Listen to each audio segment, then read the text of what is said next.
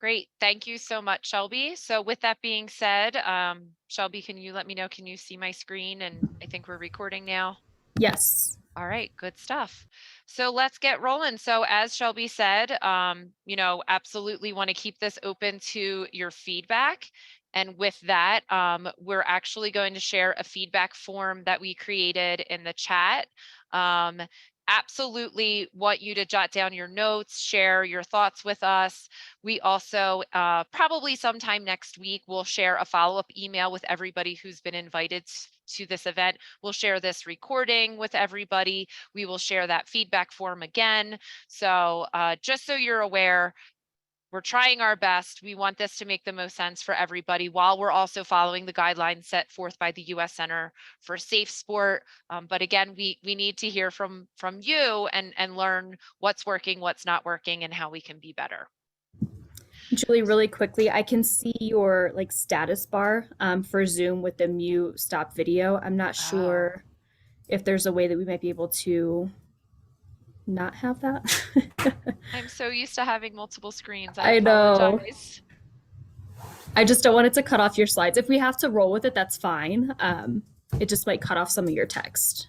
Shoot. Okay. I think you want to click the little got it there in the middle.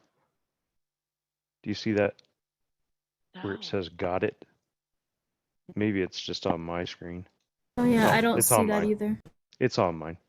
Oh, darn. I would have loved that.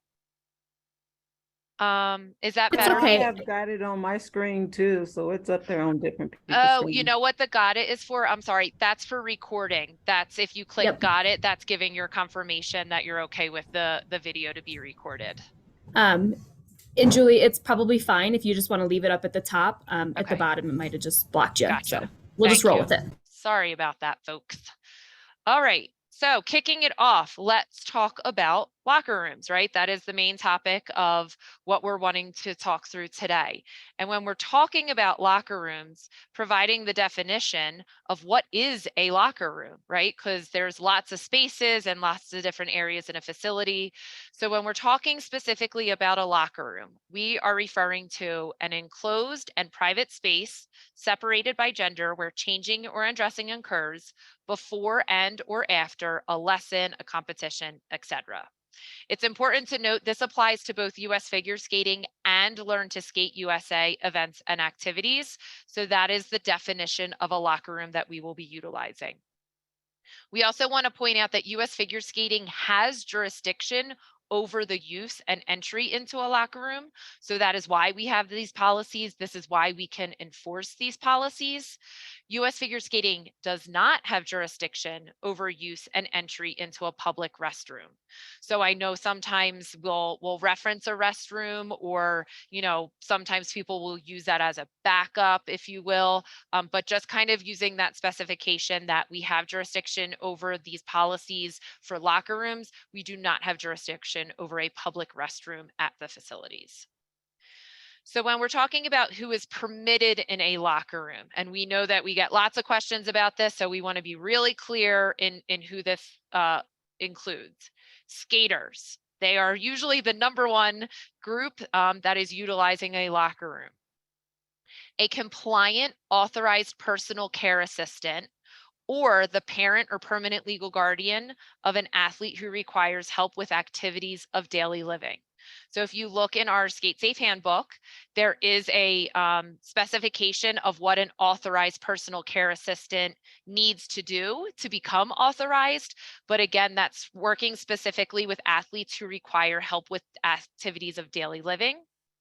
And then also any same-sex parent or permanent legal guardian of a skater who is under the age of 11 who needs assistance getting changed or undressed in the locker room. Those are the only folks who are permitted in a locker room. So when we look at who is not permitted in a locker room, it's anyone who is not in one of those previous groups. So if you are a coach, an official, a volunteer, even medical staff, they are not permitted to come and go in and out of the locker room as they please. We will certainly touch on emergency situations later, but just having that understanding, sometimes coaches can be someone's parent, and obviously the parent hat will always trump any other role. But if you are only a coach, only an official, you are not a parent or an authorized personal care assistant, the locker room is not a space for you to be entering.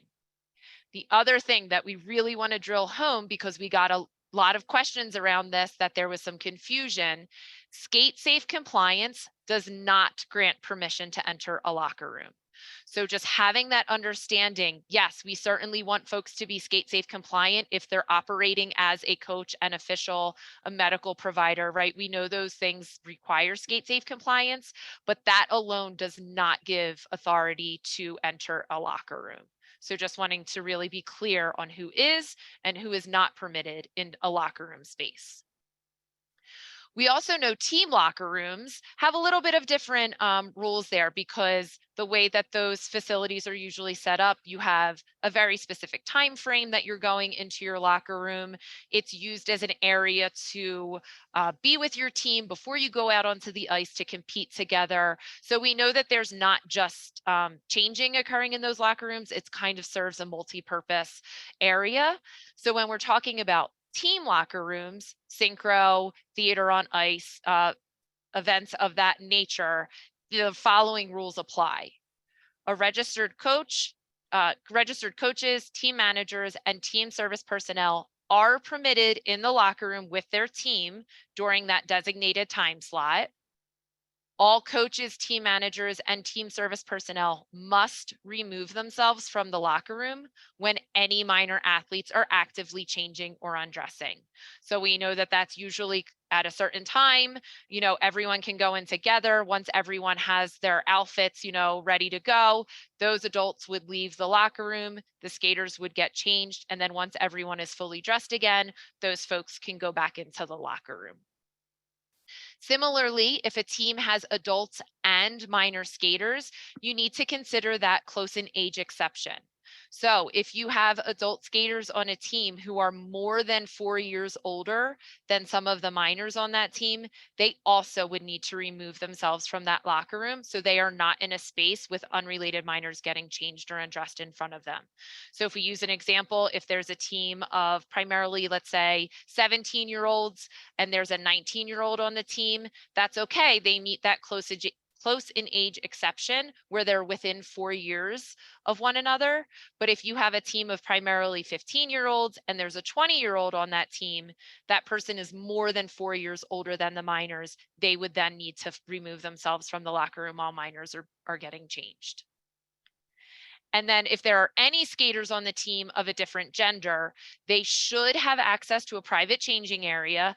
And again, they just must remain outside the team locker room until everyone is dressed. So using the example, if you have a primarily female team and the females are in the locker room together and you have a male skater, most facilities do have a private male space that skater could go utilize, get changed, and then come back and join his team once again when everybody is fully dressed.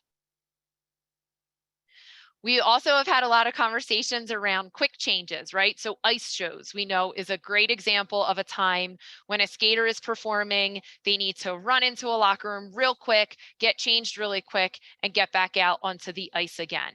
And the same locker room policies still apply. Only skaters are permitted in the locker rooms in those types of situations. Again, SkateSafe compliance does not grant permission to enter a locker room.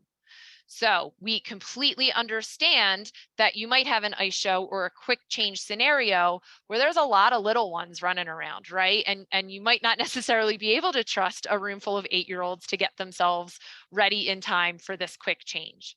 So these are just some recommendations. Every facility is different. We know the layouts are different. We know the club community and atmosphere is different. So some of these might be acceptable. Some of these you may think we're definitely never doing that. And that's fine. You have the ability to accommodate as needed. But these are just some recommendations that we've received from other folks that that have worked for them. So whether it's having your skaters wear a bodysuit under their costumes and you're only using ready rooms at that point. So that means the doors are open and folks can come in. We're going to talk about ready rooms a little bit further, but no one is getting fully undressed. No one is getting changed in that capacity. They are always fully clothed with that bodysuit on. You can use pipe and drape sections. So that provides an opportunity from a parent or permanent legal guardian to help their own child get changed. Similarly, a pop-up tent. We know some folks love pop-up tents. We know some folks hate pop-up tents. But again, it's just another opportunity to create a private space for a parent or permanent legal guardian to assist their child to get changed. And then, like we mentioned before, public restrooms. Again, we know it's not the primary place that we would want people to get changed, but that is also another space for a same-sex parent to help their child get changed.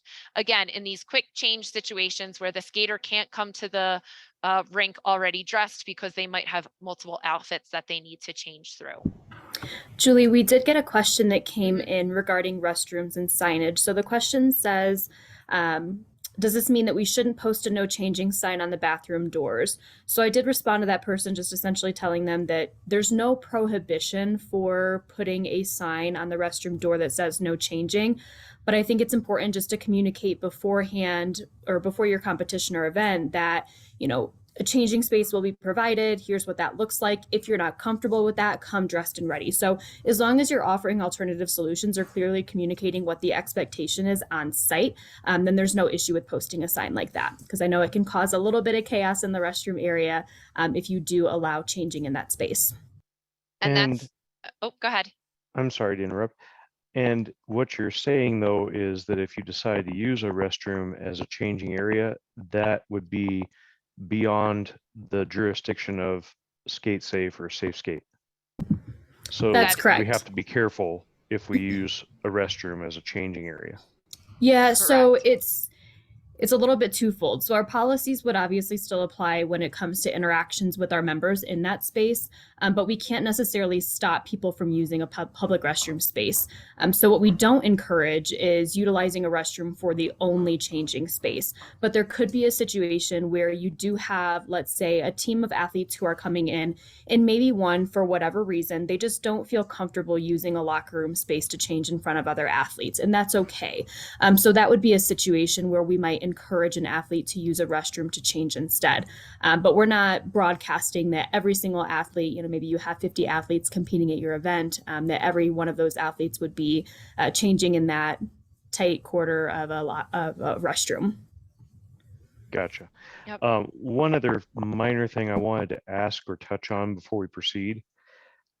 Our facility is a state or city-run facility, and they implemented their own requirement that anybody who was going to be able to go backstage or into the locker rooms or into the area of the locker rooms, for example, to help with changing or quick changes, they all had to pass a background check, like a federal background check, and become approved in that manner.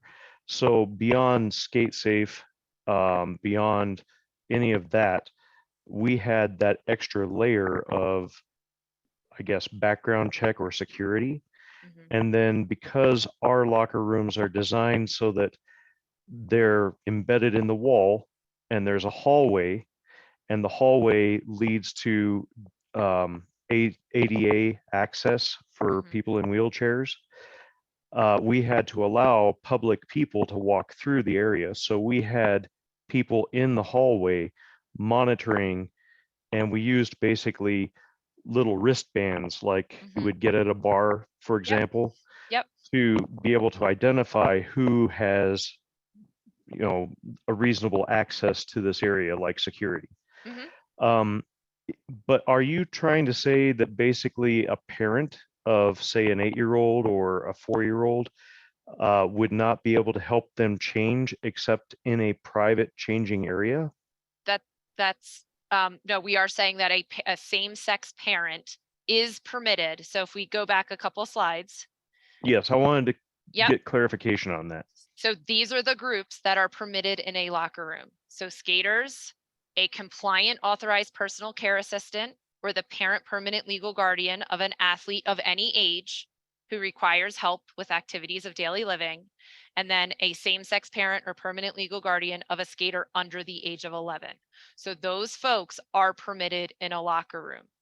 And Yeah. using the example that you just shared, that your rink has guidelines that people are permitted in a locker room as long as they have a federal background check, that does not meet our SkateSafe standards. So members of US figure skating are still required, regardless of the policies at the rink, to adhere at a bare minimum to the SkateSafe policies. If the rink has more restrictive rules, then you can follow the rink, but the rink cannot have less restrictive rules than our SkateSafe policies. So again, Right. all members of US Figure Skating and Learn to Skate USA must adhere to our SkateSafe policies. Right. And that's not necessarily what I was getting at. What I Okay. meant was parents, even the parent Mhm. of a child had to pass a background check in order to be Okay. allowed back there. So that's an extra Okay. layer of security. It's not necessarily divergent, it was just Gotcha. additional. But I wanted to make sure that that was still okay. Yep, as long as as long as their child is under the age of 11, that is acceptable for a same-sex parent to assist their child in the locker room. Okay, thank you. Great, thank you. Good questions. Okay, so moving on from team locker rooms, we went through this already. Yep, so the quick change opportunities, and something shall be said that I think again is really important to reiterate. Communicate in advance to your folks, right? If it's a competition, if it's your run of the mill day to day at the facility, if you know pop-up tents are a nightmare and they cause more trouble than good, you can absolutely put that in writing and communicate that out. You just really want to set the stage for creating safe environments for all members.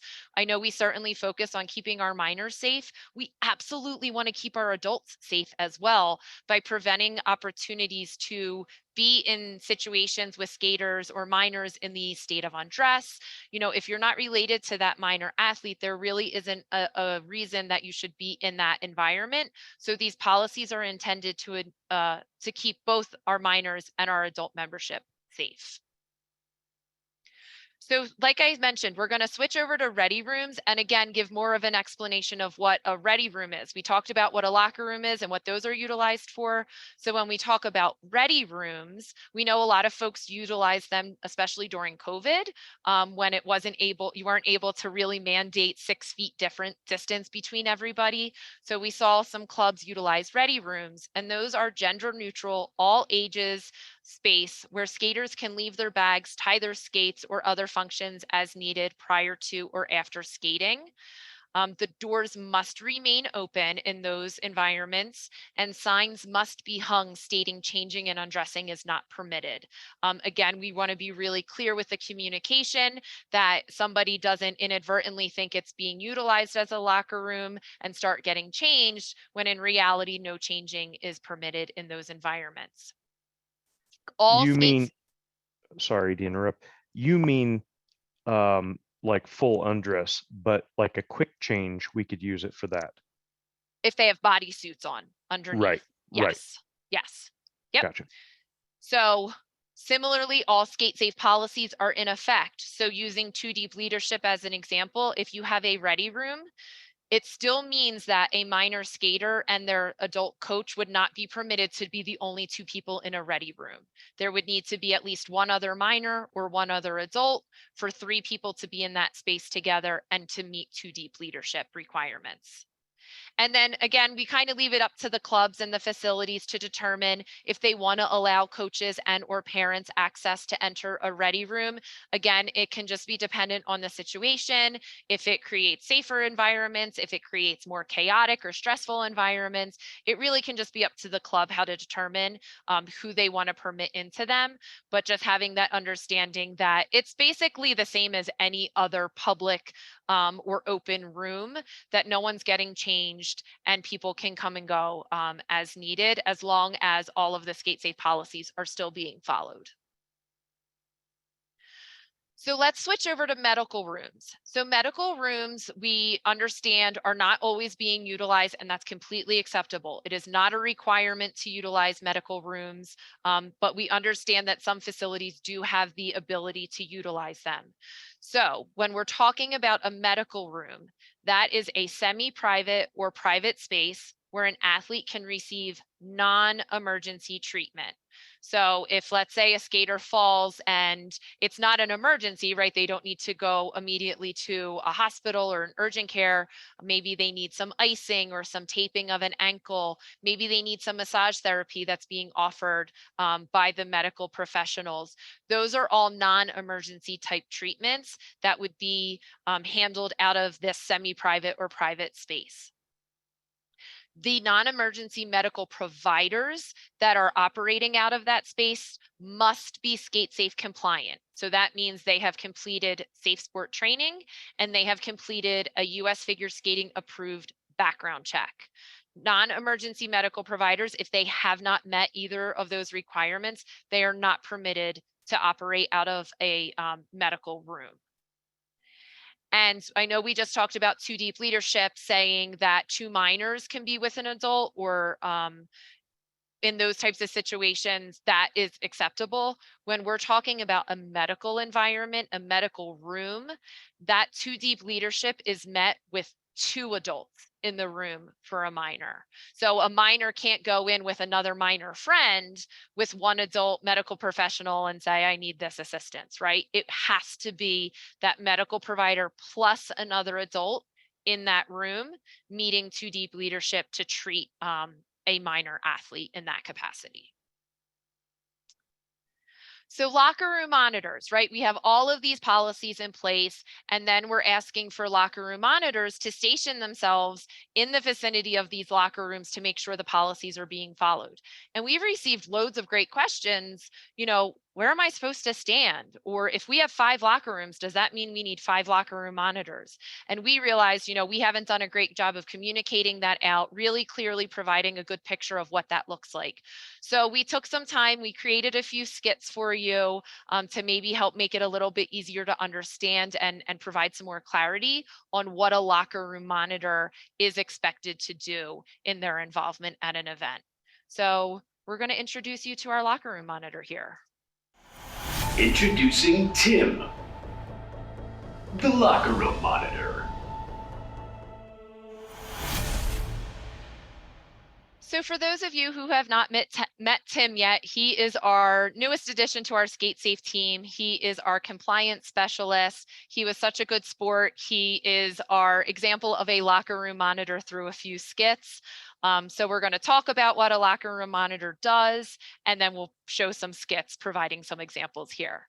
So what does a locker room monitor do?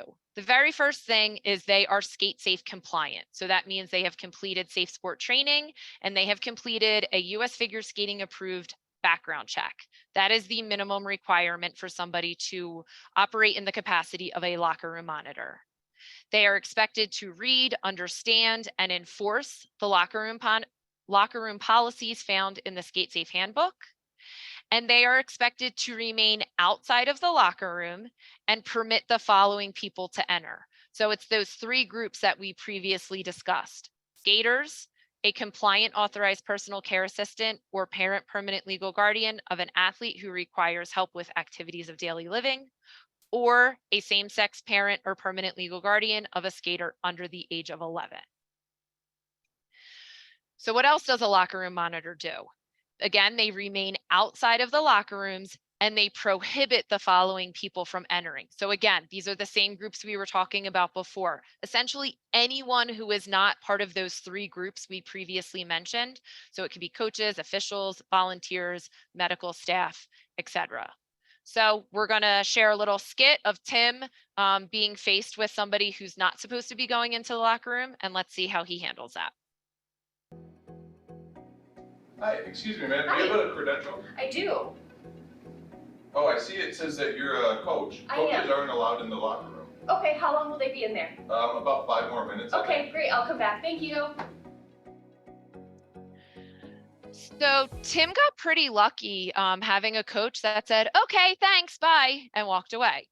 And we certainly know that that's probably not always the case in those interactions. So again, really relying on our locker room monitors to know the policies and understand them. So in case somebody is trying to enter a locker room who's not permitted, they can stand firmly knowing the fact that I am aware of the SkateSafe policies. I know coaches are not permitted in a locker room, and having the ability to turn somebody away and really make sure that those policies are being enforced.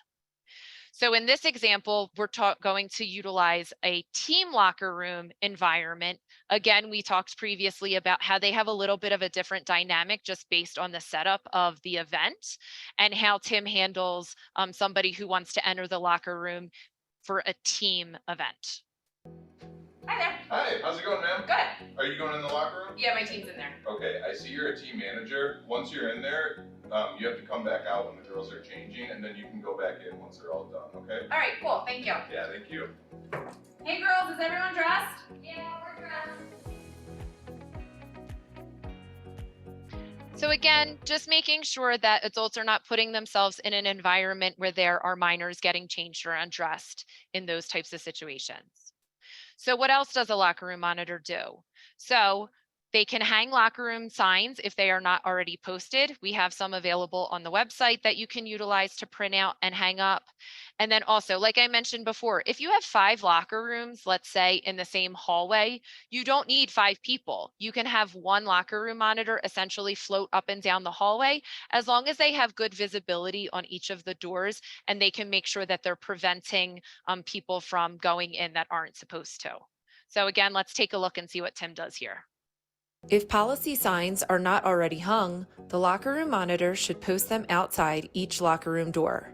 You can make your own or print them from the SkateSafe website.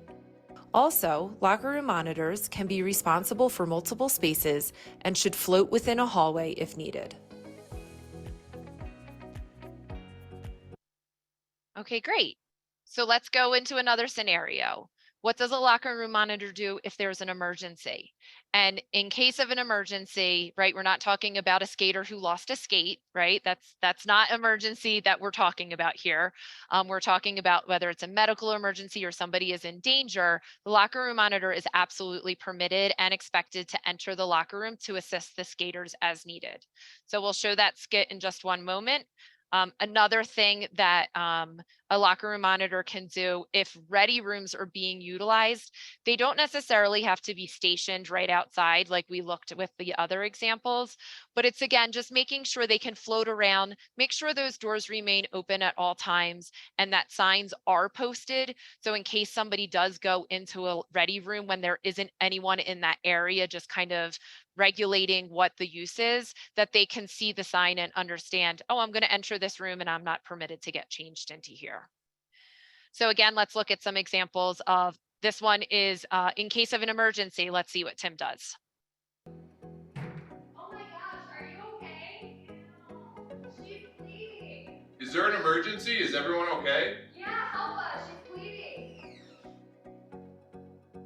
So in this example, we hear the voices of 2 female athletes inside a locker room. Tim is a male locker room monitor. It doesn't matter. Again, in the case of an emergency, Tim has full permission to enter a locker room and to assist as needed in the case of an emergency. And then in this example, we're referencing a ready room. As you can see, the door is open.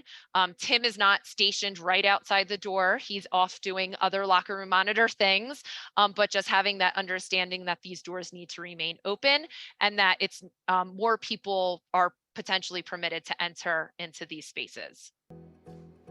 Hey, is this a ready room? Yeah, no one's changing in there. Great, thank you. So in our previous examples, that one person is a coach, the other person is a team manager, they're permitted, depending on the club, to float in and out of those ready rooms as needed. Again, just following all SkateSafe policies, particularly 2 deep leadership. So when we talk about best practices, these are not requirements by any means. These are things that we've heard and seen other clubs do that they felt helped improve the flow of an event or really create a little bit less chaos if they've implemented practices like this. Again, we completely understand that every facility has a different layout. Maybe you're sharing your space with hockey, and we know that that can be a bit of a challenge with whatever amenities you have available to you. So not a requirement, but if you do have the ability to accommodate, we have seen success with clubs that split locker rooms by age. So whether you have an adult locker room and a minor locker room, and that's the best that you can do, again, per gender, that's completely acceptable. And that could be a great way to help minimize having adults and minors in the same skating adults and minors in the same locker room at the same time. If you have the space to even take it a step further, we've heard clubs that have utilized an under 11 locker room, an 11 to 17 locker room, and an 18 plus locker room. And again, when we're specifying that under 11 age group, those are the skaters that their same-sex parent would be permitted to enter the locker room with them and assist with changing if needed. And taking that even a step further, we've also seen some success at events and competitions where at check-in, the LOC in advance identified who the skaters are who are under the age of 11.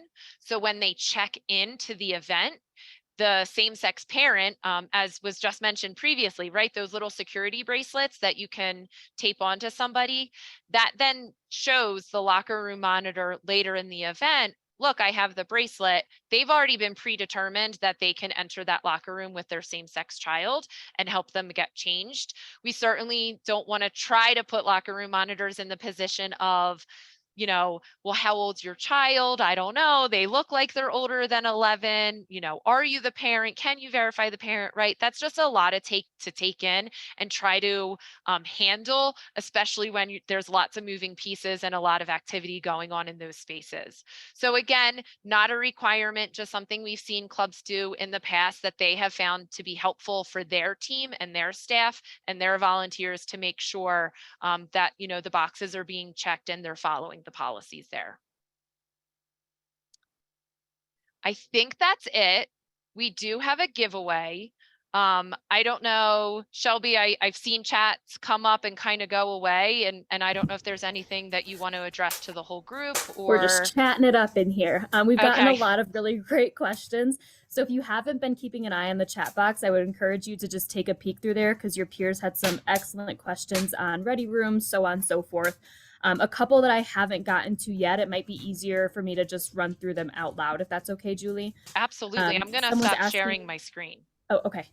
So someone is asking for the under 11 same-sex parents. They might be in a locker room while the other minors are changing. Is that okay? Yes. So they just have to be told that they're only to assist their child only. So if there's an unrelated child in there, they can enter that space still, but they just can't help them with their changing. I would also, if you have a locker room monitor standing out there, just kind of keeping an eye on who's coming and going, maybe just have them monitor how long that parent's in there and just holler in if they are in there for an excessive amount of time where they might not be helping their child any longer. Another question is, we have a ready room that the facility designated as a warm room with the requirement that the doors are closed. Doors have windows, there's full visibility into the room with a full length window. Would we have to go against facility policy and keep the door open?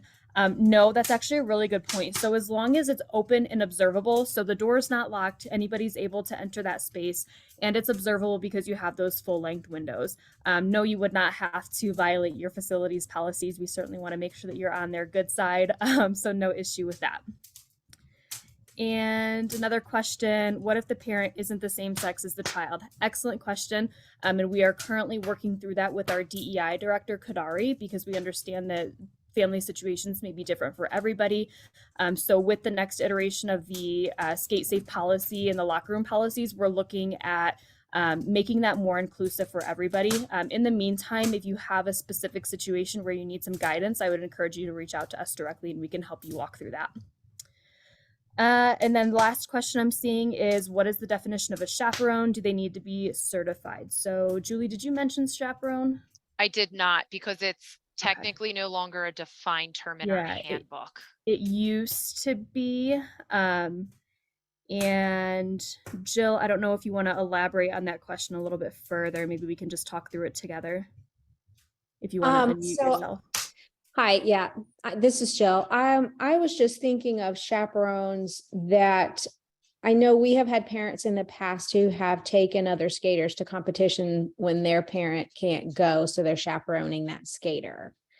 I guess that's why I'm using the term chaperone, or if we have a non-parent, non-legal guardian bringing another skater friend to the rink for a show, something of that nature.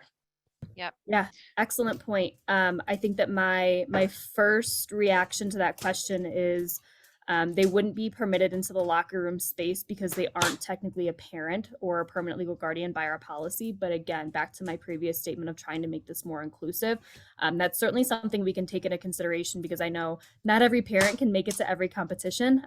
Sometimes it might be a grandparent, aunt, uncle, friend, whoever that may be. So we'll consider that as we rewrite this policy. I think in the interim, what you could probably do is just communicate to come dressed and ready if possible. Or there might be like a family restroom at your facility that could be used as well in the interim while we again sort this out on our end from a policy perspective. Shelby, what do you think about having a parental note sent with the non-parent, giving permission for this same-sex chaperone to assist the skater who is under 11? Yeah, really great question. So currently, as our policies are written today, we don't allow exceptions or waivers or anything like that. But again, something that we can certainly take into consideration as we work through this rewrite. Thank you. And I will just something to consider as we look into these alternatives as well. When you do get into waivers, permission forms, things along those lines, that is then an additional responsibility for the LOC to manage and track and keep record of. So it's not to say it's a bad idea. It's just, thinking through really what comes along with opening those doors to exceptions and those types of things that then becomes an additional responsibility for the LOC as well. So maybe that is something we explore, but just also having that understanding that it needs to be tracked and managed as well. Before we conclude or before you move forward, Mhm. I did notice in the chat here that Jimmy is it Hime or Jimmy had The cell phone mentioned, question, yes. yes, Yep. cell I phones do in see locker it. rooms. Yes, Yeah, I just wanted to make sure that we address going in. Yeah, can we go Jill's on that one a question little? first? Yes, of course we can. And I see Kelly, you had another question here too. So, and Carolyn too. I'll make sure we get to all of those. So jumping into the cell phone policy. So cell phones are not permitted to be utilized in a locker room. I know that a lot of these kids, if they're 10, 11, 12 years old, they have a cell phone. Just make sure that it's communicated to them what the expectation is. I know a lot of clubs will do like a new season kind of refresh and regroup with the entire group. So that might be a good chance to just lay out the policies. You could also have like signage posted in the locker room about the usage of cell phones in there. But essentially what we're trying to prohibit is not access to the outside world for these kids, right? What we're trying to prohibit is recording being used on these cell phones, since they don't have just the standard flip phone with no camera, right? It's all the latest iPhone that has the recording technology. So we just want to make sure that we're respecting everyone's privacy when it comes to recording and photos in that changing space. And our locker room policy signs that are available on the SkateSafe website do specify in that list that cell phone recordings and videos are not permitted in locker rooms. Mm-hmm. Yes. So yes, thank you for bringing that up. It's extremely important when it comes to just athlete privacy and safety. Just a quick question. Where can I obtain all of the slides that you used in this presentation and all of these materials? I would love to have all of this. Fabulous question. So oh, go ahead, Shelby. I was just going to say, so everybody who was invited, even if they didn't attend, they will get a recording of this webinar, and we'll also include the deck in there too, just in case you wanted to pull from the specific slides that we've shared tonight.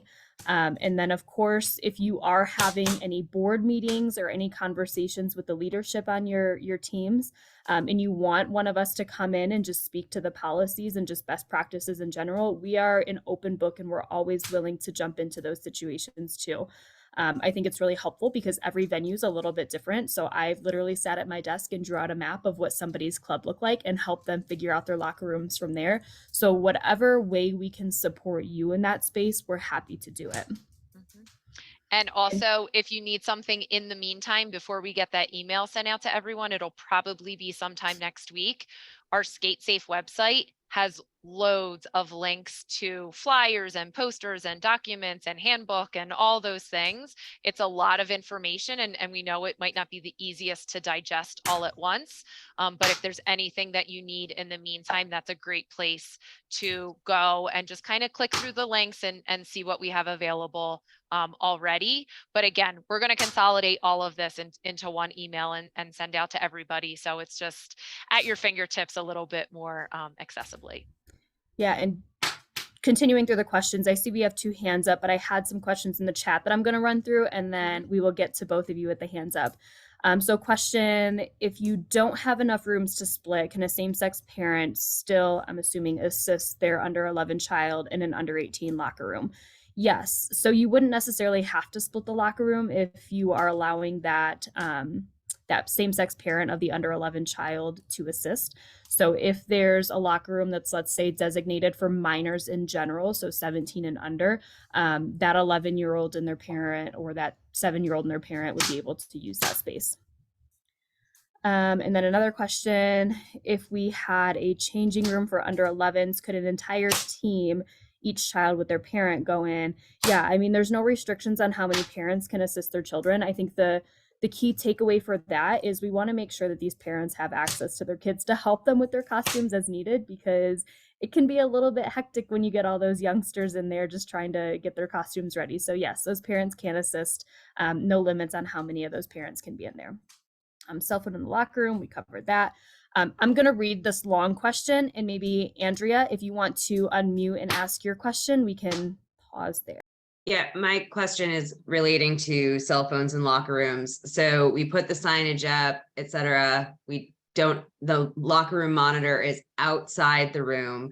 How is that rule enforced, aside from maybe seeing someone posting a picture later? So that's a great question, right? Because everyone is outside. And I think it's really over communicating, reiterating, communicating to the parents. You know, these are the expectations that we have at our club. We absolutely do not want, even with the best of intentions, want skaters in a locker room messing around, taking pictures, and then they inadvertently take a picture of somebody in the background getting changed or undressed. Usually when we talk about this with skaters, minor skaters in particular, I usually use the example of if you were in a space getting undressed yourself, you absolutely would not want somebody taking a video over in the side of the room. Even if they weren't trying to capture you, they accidentally do. And really putting the onus on the skater to think, well, how would you feel if that happened to you? And setting the standard expectation that you're not permitted to be doing that in a locker room. It truly is a space you go in, you get changed, you come out. Again, over communication, relying on parents. And then if you do find somebody has violated that policy, really working with us to come up with a good solution of how to address that. Because what you don't want to happen is, oh, we know that happens all the time and we just let it keep on happening, right? Really, really working with us, relying on us to help come up with a plan to address it if it does occur, to then also reiterate why it cannot happen and that there can be consequences if you're violating a policy. Yeah, I think a lot of it comes down to education and empowerment for these young athletes, and making sure that they feel that they have the space to come to whoever it may be, whether it's club leadership or their coach, to talk about, that cell phone being used in the locker room to take videos when they're trying to change. Giving them the voice, I think, in the space, I guess, to relay those concerns to an adult who can help with the situation is extremely important. So again, going back to kind of that new season, like let's all gather and communicate what the expectations are. You could also host like a minor athlete session. And I've done one of those for a club before where we talk about, what is safe sport? What is skate safe? What is a trusted adult? Who do you turn to when you have those, uncomfortable or difficult situations when you don't want to necessarily out somebody for what they did? But yeah, I mean, I think it's conversations with the parents about what the expectation is and how they can help to communicate that with their kids as well. I think that there's a lot of different angles that you can come, at that specific situation with. And also, Shelby, that just reminded me, if you have a junior board, if you have any type of like mentorship or ambassador program for your skaters, really utilizing those skaters that set good examples and other skaters look up to, and relying on them to also, if they're the ones in the locker room too, to say in moments like that, if there's bullying, if a cell phone's being used, right, that they have the ability and feel empowered to step up and speak up, in a way that is respected, and that the skaters look up to them as well. We found that can be really helpful as well. Yeah, definitely. And that kind of ties into the next question that we had that I took a second for me to digest it. So the concern with this next question is that, when you don't have a compliant locker room monitor in the actual locker room itself, you run a risk for bullying situations to occur. Especially when you have, multiple athletes who are participating for an ice show and there's just a lot of moving parts, and maybe even the adult that's outside of that space, they might not have their full attention on that one particular locker room. I think it ties perfectly into the conversation that we just had about, setting expectations and holding people accountable and empowering athlete voices. But I think another part of it too is limiting the time in the locker room. How are you as a club or an event organizer scheduling locker room time to make sure that there's essentially no time for nonsense? Like, you're in there to change and you shouldn't be in there for anything outside of that. Like, that's not your hangout space. That's just a space that you go into, you change, you exit, you participate, you're done, right? So I think that there's, again, more conversations that you could have at the local level to set those expectations. Another part of that question was having leotards, or, we talked about the bodysuits for the skaters if they're not fully undressing. We're diving into that deeper too. We're trying to figure out what other sports are doing in this space. We're not the only ones that are bound by the U.S. Center for Safe Sports requirements, so we're trying not to work in a silo when we're rewriting these specific locker room policies as it relates to changing. So more to come on what everyone else is doing in the space. And of course, you all as peers, I would encourage you all to connect to outside of just this conversation to learn from each other as well. So with that, we'll jump over to Lori and your question. Yeah, thanks for calling on me. This is kind of an odd question, but it raised a flag for me when we were talking about our competition we're getting ready to host. Our volunteer and coaches hospitality is in a locker room that is intended to have a closed door. Our volunteers are minors. So do these same rules apply? My assumption is yes, but I want to verify that with all of you before we go back and have to make some adjustments for our really good question. So just to clarify here, this is the coaches hospitality. So essentially they're just going in there and to volunteers. It's a and volunteer hospitality. Okay, gotcha. So you can certainly have a minor volunteering in that space. The policy that I would say to keep in the forefront is too deep leadership. So that's essentially making sure that an adult and a minor is never alone in that space. So that can be done by maybe you have 2 volunteers that are working in that space. And I don't know what your hospitality situation looks like, but that might be helpful if you're trying to restock cups and waters and all that other stuff. So again, too deep leadership can be met by having 2 minors, 1 adult, 1 minor. Wait, no, that's not right. 2 adults, 1 minor. 2 adults. I knew where you were going, Shelby. My math is not mathing very well.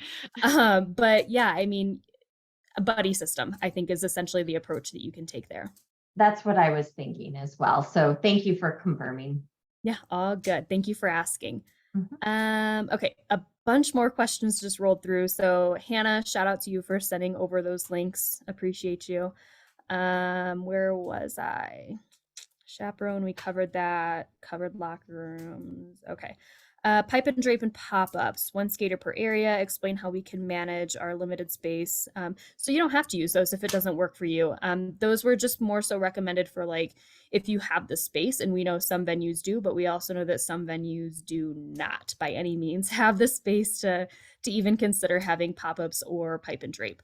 I think that when it comes to creating space for athletes to change and have that privacy, it's all dependent upon the layout of your facility and just takes a little bit of creative thinking to come up with that. So if you, Terry, need specific input on how we can help you with brainstorming, certainly reach out to us. We're more than happy to jump on a call and again, just walk through the logistics of your space and your event.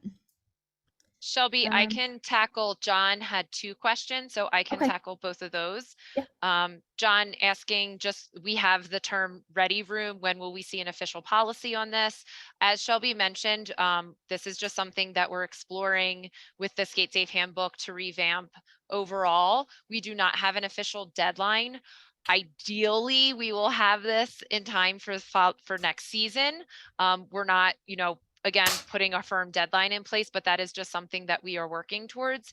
In the meantime, it's conversations like this and sharing with all of you. That is what the term ready room means. That is the expectation if you are using a ready room, the guidelines that you're following. And we certainly intend to have that incorporated in our SkateSafe handbook in the near future. But like I said, we just don't have an official timeline. And then your other question, do you need 2 deep leadership in a ready room? Absolutely. As I mentioned previously, the doors must be open, all ages, all genders, that kind of thing, but definitely making sure that all SkateSafe policies are still being followed. And the primary one that, usually comes into play with interactions is 2 deep leadership. So you cannot have an adult and an unrelated minor alone in a ready room together. There has to be a third person, but that can be another minor. It can be another adult.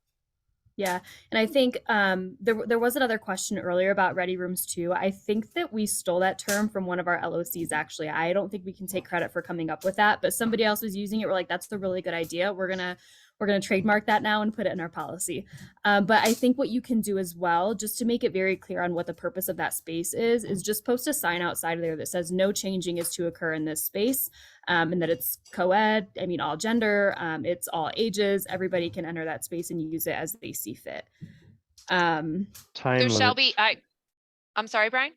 Time limits in that room as well. Like you can't just go in there and hang out. It's meant for you to go in and make a quick wardrobe change for your next number. You need to get in there, get out. For locker rooms, yeah. yes. Yeah. Depending, or even the ready depending room.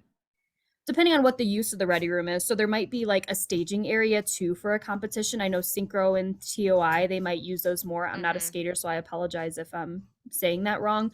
But if you have like more of a team event where you have some quick turnarounds, they might use that as just a staging area so that everybody is where they need to be and they can be shuffled to the next space quickly as they are about to participate. So we have 5 minutes left. So Shelby, while you're still going through, Hannah, Yes. I'm going to call on you. If you can please give me 3 numbers between 1 and 56, and that's how we'll pick our winners for the giveaways. But Shelby, if you want to keep on rolling, then I'll work on the giveaway in the meantime. You want me to like keep rolling out loud or to myself? I'm sorry. There's hands raised. There's still questions coming into the chat. I'm sorry. We only have 5 minutes left. So again, I just want to remind folks that the feedback form, you can absolutely ask your questions. If we didn't answer it, please fill out that form. You can also email us at skatesafe@usfigureskating.org. We absolutely are happy to answer questions, set up a phone call if we need to dive deeper into a specific scenario that has a little bit more nuance to it. But again, we're just so grateful for all these great questions and being a participant in this conversation. Yeah, so I think we've plowed through most of these questions. Is there a rule about 11 and under having a tablet in the locker room to occupy them? They shouldn't be, let's see. So the policy says cell phone. So there's technically nothing that says anything about a tablet.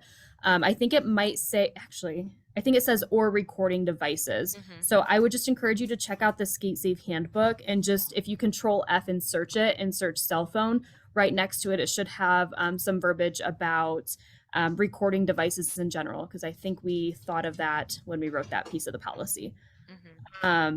And just echoing that the locker room isn't a place for a minor to be hanging out and just spending time in. It's a spot to get changed and to come out. So if it's the tablet is being used to occupy them, they should probably be just outside in a more public space to begin with. Or, well, never mind. Okay, Kelly, I saw that your hand's been up for a couple minutes. So what you got?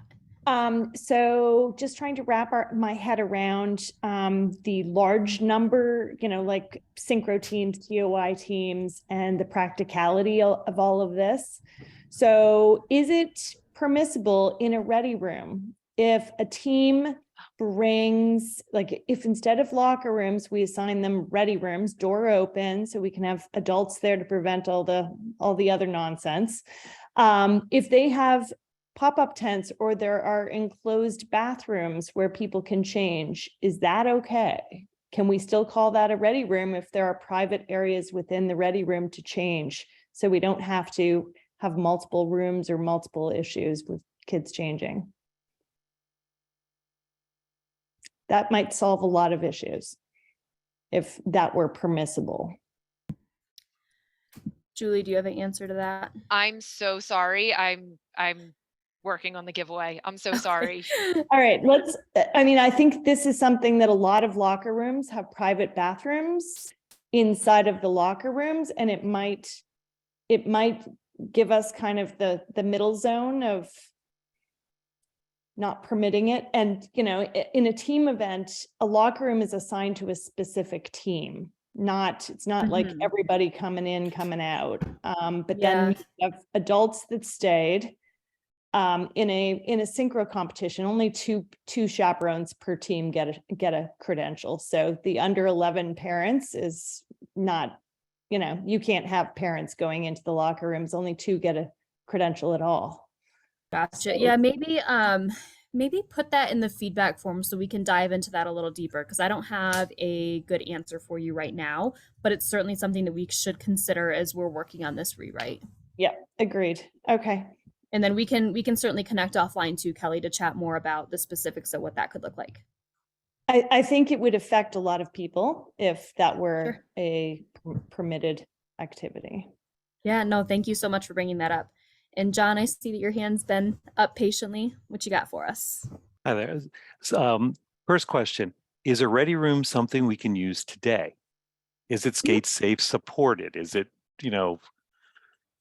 Yeah, it's no different than just using any room in your facility. Yep. So like if you're dedicating a room for hospitality purposes and maybe some people are storing their bags in there, like it's very similar to that. And yeah, we would fully support from a SkateSafe perspective that's what we would encourage you all to do, is utilize the ready rooms, because you don't need a compliant volunteer to monitor that space. There's no changing that's occurring. Again, just post a sign that says no changing is to occur. This is a ready room only. Gear storage, skate tying, whatever the case may be that you're specifically using it for. That way it's very clear there. If you're doing this for a competition, then I would encourage you to include that in communication prior to the event occurring, just what that space is to be used for. If this is just for general club ice, then I don't think it really hurts to send out a club communication, like, hey, here are some updates. Here's what's been going on at the club. Oh, by the way, we have ready rooms in place. And here's what that means for you. And here's what that space is to be utilized for. And then in the future, once we get this rewrite underway, with, again, just general emphasis on best practices moving forward, we'll have additional guidance and maybe some signage for those specific spaces. Thank you. So I'm actually just I will email the 3 of you, but our 3 winners of our giveaway are Angie Leanne,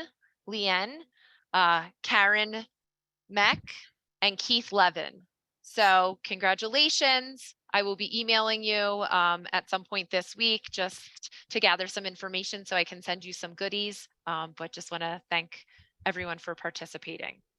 I And know we're over time, Shelby. I don't know if there's still yeah, questions you're trying to get to or how there's you want to proceed. there's quite a few. And Okay. I do apologize that I can't type fast enough to answer everybody quickly. But if we didn't answer your question, just send us an email, skatesafe@usfigureskating.org, and we'll certainly get back to you as soon as we can. I just want to make sure that we keep this conversation going so that we can support you all as best as we can with this space while we're working through, again, just improving the locker room situation moving forward. So appreciate everyone's time. Congratulations to our giveaway winners. Thanks so much, Julie, for everything that you do. And thanks, Hannah, for everything that you do. And of course, to all of our lovely club and program leaders, we appreciate you all. So thanks, everyone. Have a good night. Thank you. Thank you.